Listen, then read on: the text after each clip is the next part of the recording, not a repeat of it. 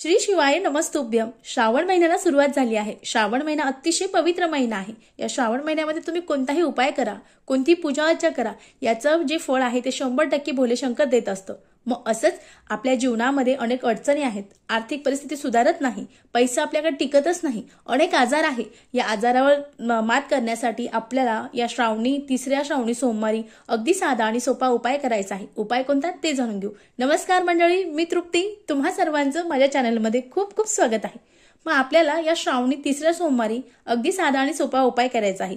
हा जर केला तर आपल्या ज्या आरोग्याच्या समस्या आहे ह्या सुद्धा अगदी नीट दूर होणार आहे आणि त्यासोबत आपली जी आर्थिक परिस्थिती आहे ती सुद्धा सुधारणार आहे. मग उपाय कसा करायचा ते जाणून घेऊ. पण त्यापूर्वी आपण जर माझ्या चॅनलला नवीन असाल तर प्लीज चॅनलला सबस्क्राईब करा. बघा मंडळी, श्रावण महिना हा अतिशय पवित्र महिना आहे. या महिन्यामध्ये तुम्ही पूजा अर्चा करा.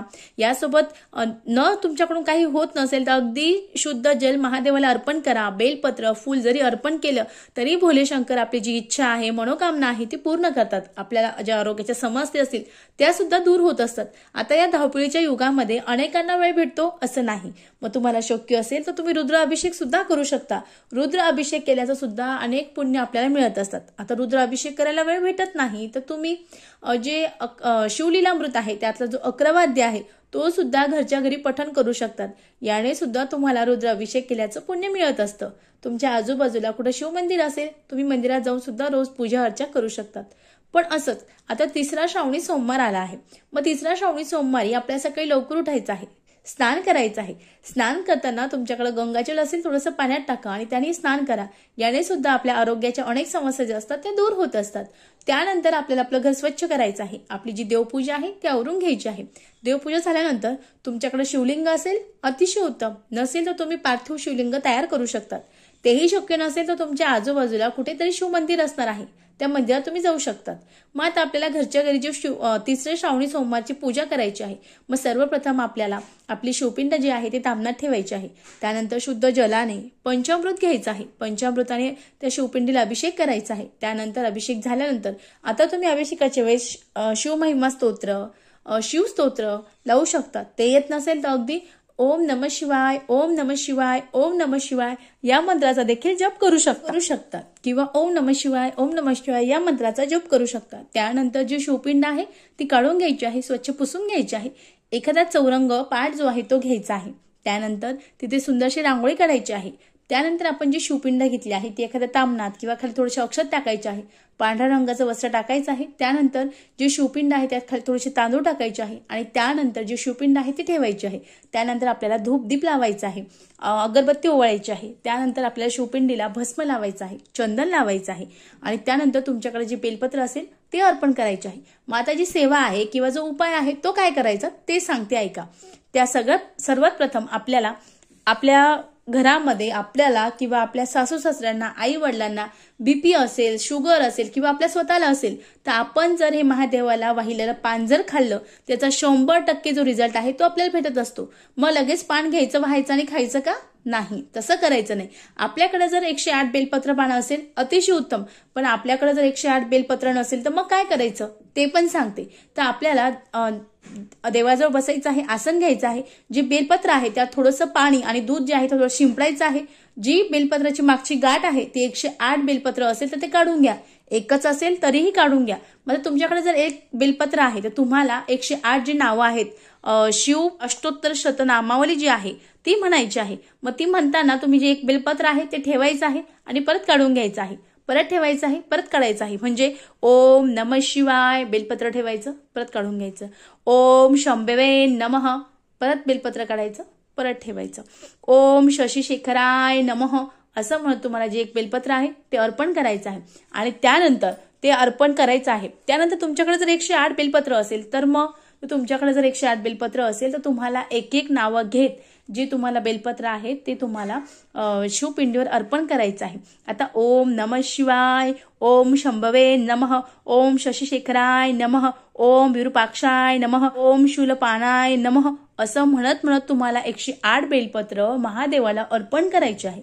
आता अर्पण केल्यानंतर आमच्याकडे खूप आर्थिक समस्या आहेत, अनेक उपाय केले, पण तरी देखील आमच्याकडे पैसा टिकत नाही। आता प्रत्येकाला वाटतं की काही कष्ट करायचे नाही आणि तसाच पैसा आपल्याकडे येईल, असं होणार नाही। दे रे हरी पलंगावर असं कधी होऊ शकत नाही। पण मंडळी, तुम्ही जर खूप कष्ट करतात, कष्ट करून तुमच्याकडे पैसा राहत नाही, तर तुम्ही हा उपाय करा। निश्चित तुमच्याकडे तुम्ही जेवढे कष्ट करतात तेवढा पैसा तुमच्याकडे राहणार आहे। जो पैसा आहे तो कधी वाया जाणार नाही। मग उपाय कसा करायचा? तर तुम्ही जेव्हा आता हे बेलपत्र आहेत, ती 108 बेलपत्र वाहिली आहे, त्यातलं कोणतंही जे बेलपत्र आहे ते घ्यायचं आहे। ते कुठे तुटलेलं, खंडित झालेलं नसावं।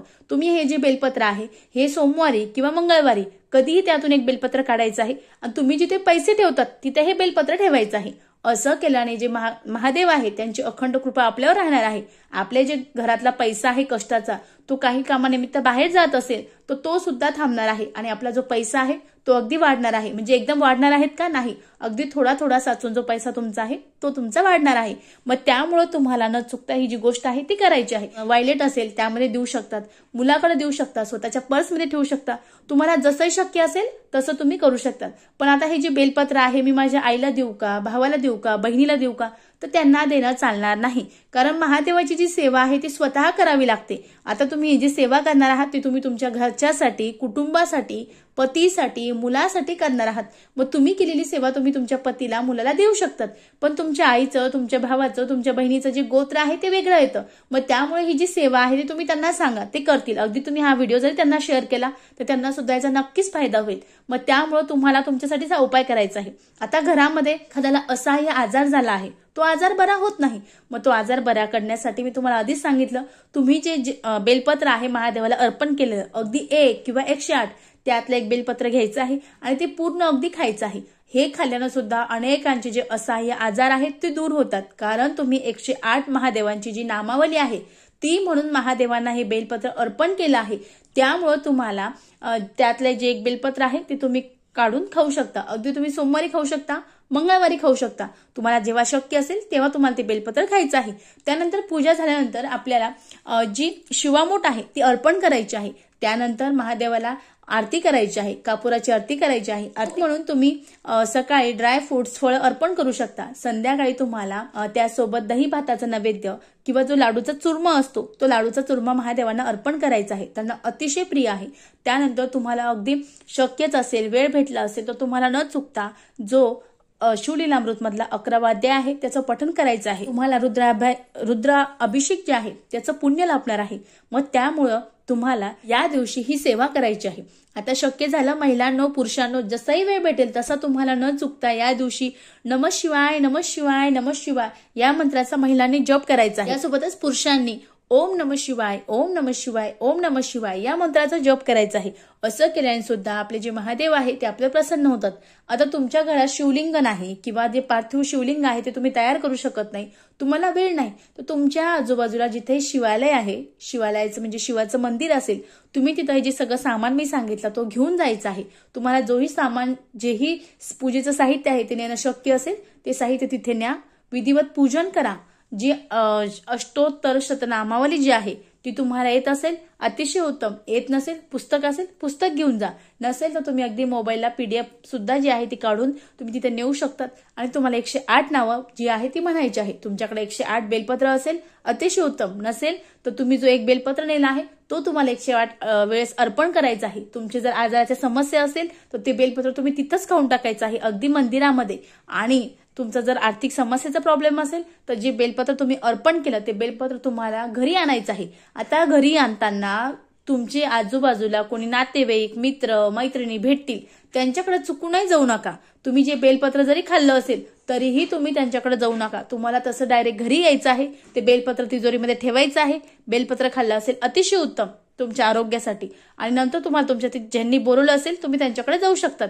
आपण मंदिरात जेव्हा जातो तेव्हा आपण आपल्यासोबत खूप सारं पुण्य घेऊन येतो, मग ते पुण्य याच्या त्याच्या घरी देण्यापेक्षा स्वतःच्या घरी या आणि स्वतःच्या घरी ते पुण्य द्या। याने सुद्धा आपल्या अनेक अडचणी, समस्या दूर होत असतात। आपण मंदिरामध्ये जातो, पण मंदिरामध्ये नुसतं दर्शनासाठी जातो का? प्रत्येकाची काही ना काही इच्छा असते, मग ती पूर्ण करण्यासाठी आपण मंदिरात जातो। पण मंदिरात गेल्यानंतर तुम्ही अगदी याच्या त्याच्या घरी जातात, जेवण खाऊन पिऊन काहीतरी येतात।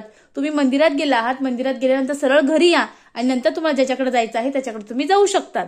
बघा, अशा पद्धतीने आपल्याला आपल्या तिजोरीमध्ये जे बेलपत्र आहे ते ठेवायचं आहे। यासोबत तुम्हाला आजार असेल ते बेलपत्र जे आहे ते तुम्हाला खाऊन टाकायचं आहे। असं केल्याने आपले असहाय्य आजार दूर होतात, आपले जे आर्थिक प्रॉब्लेम आहेत, लक्ष्मी प्राप्तीचे प्रॉब्लेम आहेत ते सुद्धा दूर होतात।